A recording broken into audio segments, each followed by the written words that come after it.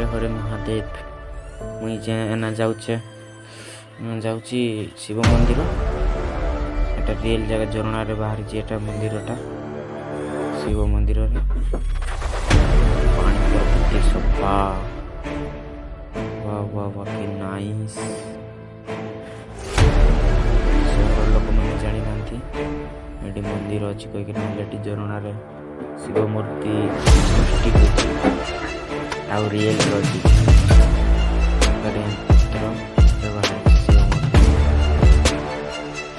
पूजा करने सोमवार सोमवार लोक मैंने आसती बेसी।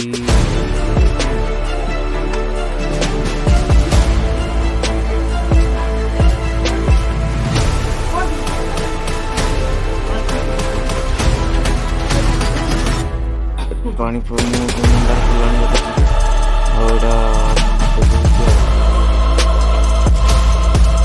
देखो पानी के सफा कि नाइस।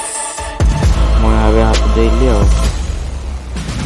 तो मुझे दीदी टी ठंडा लगुच ना गली मंदार बेल पत्र चलवा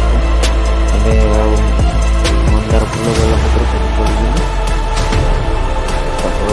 चल दुई बत चलुच कि बहुत कराऊँ क्या मुझे बेल पत्र दूची दे सारे सारे गोटे शंख ना कौन गोटे पानी रोचे पूरा सुंदर देखा सारे ना मुझे डायरेक्ट पूजा करने को गली तारिणी को पूजा कर शिव मंदिर से भाई गाड़ी चल